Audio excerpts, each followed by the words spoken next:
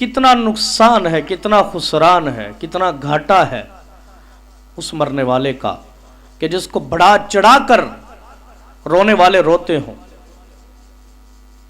نام لے لے کر اس کی طرف بڑے بڑے القابات اور بڑے بڑے کمالات منسوب کرتے ہوں۔ ناظرین کرام، یہ تو کسی ایک آدھ آدمی کی بات ہے، ایک آدھ والے اس بندے کی بات ہے کہ جو اس کو منسوب کرے۔ اب آپ یہاں پہ اب اندازہ لگائیے مرزا غلام قادیانی جہنم مکانی کا کیا بنتا ہوگا۔ میں نے عرض کیا کہ آج ہمارا چوتھا پروگرام ہے اس کے جھوٹے دعووں پر، اور شاید اس نے کوئی دعویٰ دنیا کا معزز منصب چھوڑا ہی نہیں جس کا دعویٰ نہ کیا ہو۔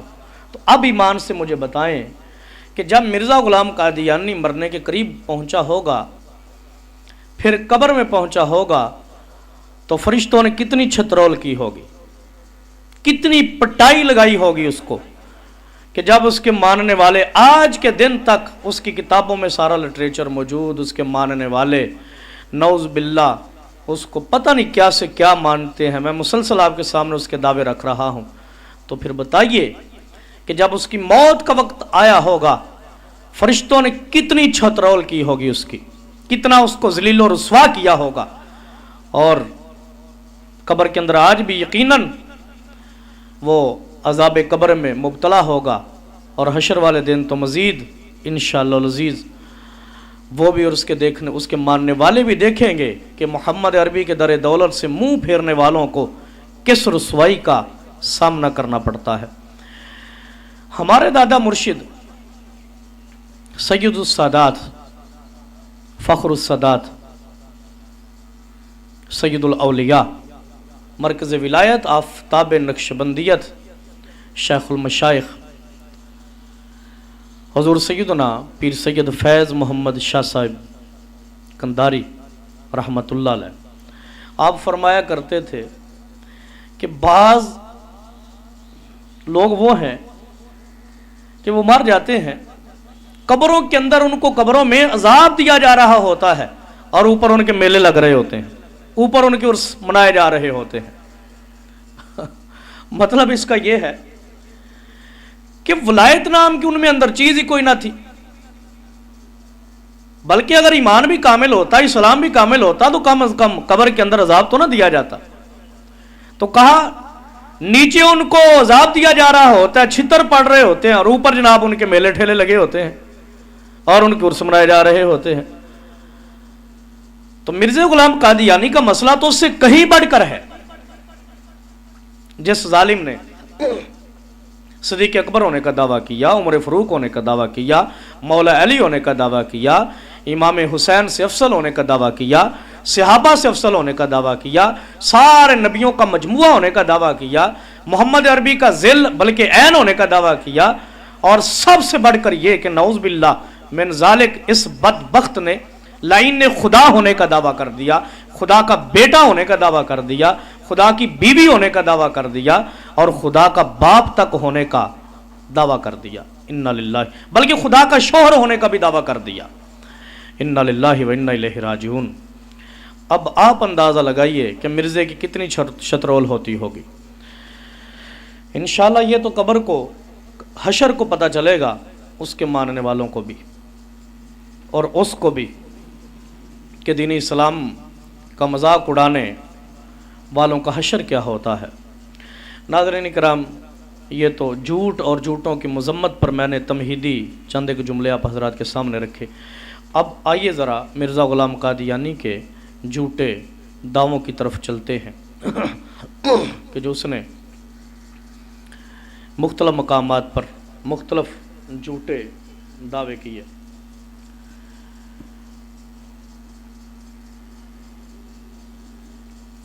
مرزا غلام قادیانی ایک مقام پر مرد سلامت ہونے کا دعویٰ کرتے ہوئے کہتا ہے، یہ مرزا غلام قادیانی کی کتاب سراج منیر ہے، صفحہ 27، روحانی خزائن جلد 12 صفحہ 31، کہتا ہے اس تحریر کے وقت ابھی ایک الہام ہوا، اور وہ یہ ہے کہ اللہ نے مجھ کو کہا सलामत बर तू ए मर्द सलामत, कि ए मर्द सलामत तुझ पे सलामती हो कि खुदा ने मुझको कहा।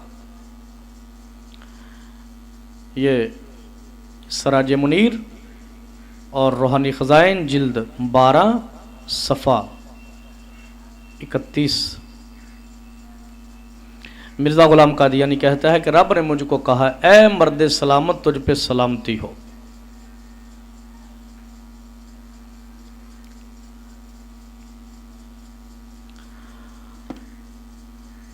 ये कहाँ तक सलामत था,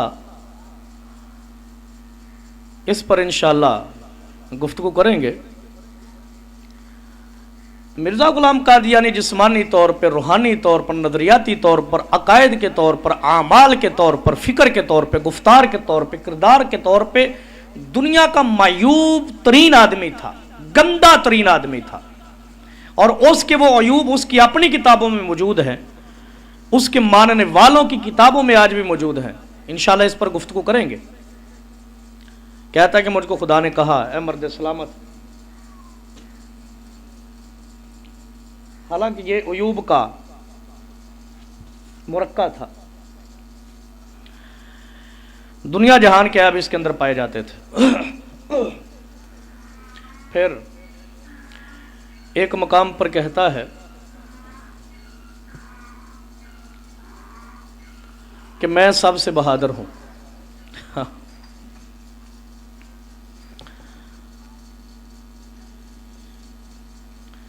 ये उसकी किताब 40 नंबर 2, इसका सफ़ा नंबर 6 है।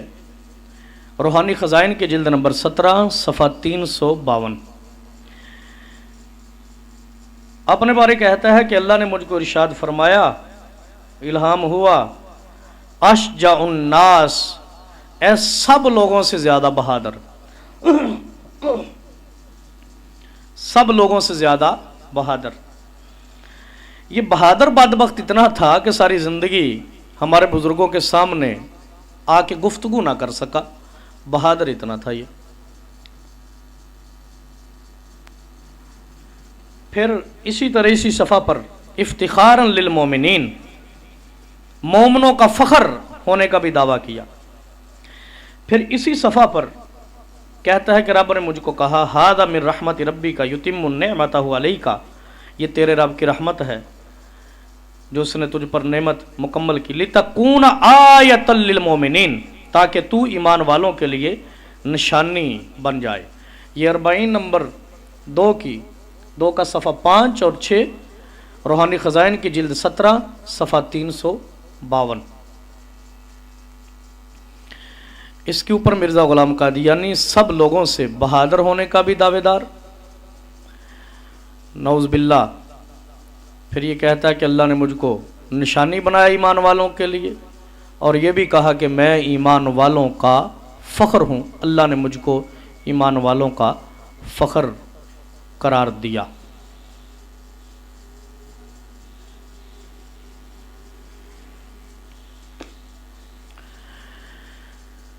अल्लाह अकबर।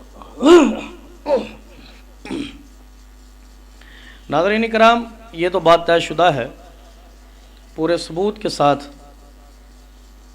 अपने नतीजे को पहुंची हुई है कि मिर्ज़ा ग़ुलाम कादियानी जहन्नमकानी ये अंग्रेज़ का खुद काश्ता पौधा, कासालेस, गद्दार, टीसी मास्टर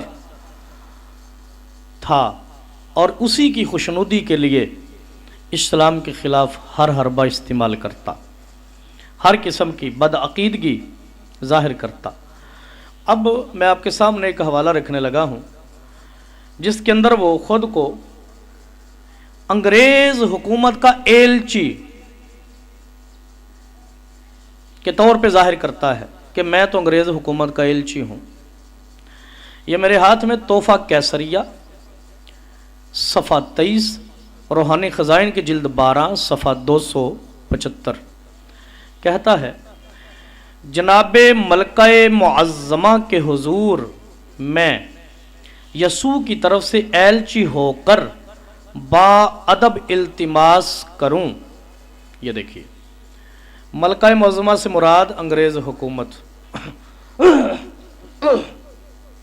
اور اس وقت کی جو خاتون حکمران تھی انگریزوں کی، کتنی عاجزی کے ساتھ آپ اندازہ لگائیں اس کے سامنے پیش ہو رہا ہے، غیروں کے سامنے یوں کر کے جھک رہا ہے۔ اللہ اور اس کے رسول اور اللہ کے پیاروں کے بارے میں اس قدر زہریلی گفتگو، زہریلا کلم، نجس فکر دیتا ہے کہ بس خدا کی پناہ۔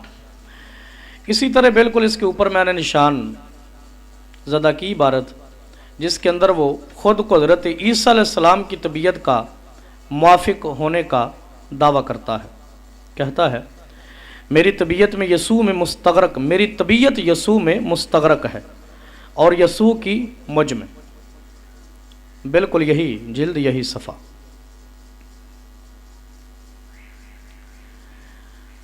اپنی اور حضرت عیسیٰ علیہ السلام کی طبیعت کو موافقت کے طور پہ ثابت کر رہا ہے۔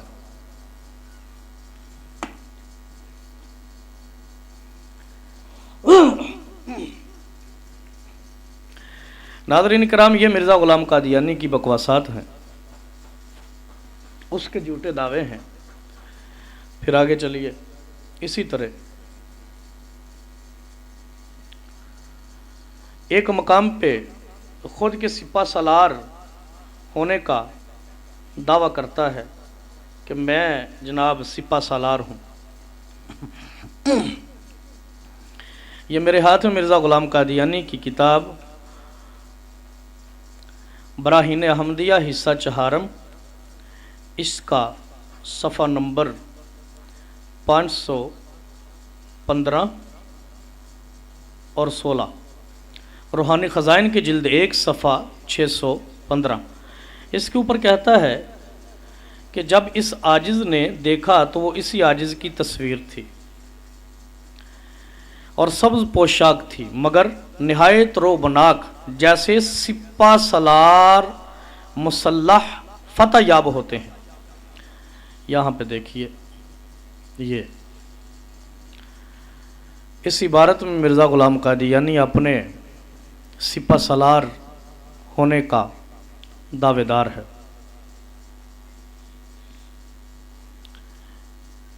روحانی خزائن کی جلد 1 صفحہ 615۔ اسی طرح اسی جلد کے صفحہ 612 پر اپنے مغلوب ہونے کا دعویٰ کرتا ہے،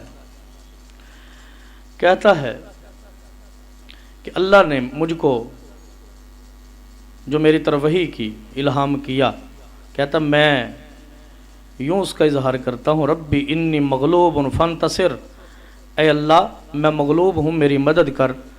یہ براہین احمدیہ حصہ چہارم کا صفحہ 513 حاشیہ، روحانی خزائن کی جلد 1 اور صفحہ 612۔ اس عبارت میں مغلوب ہونے کا دعویٰ کر رہا ہے۔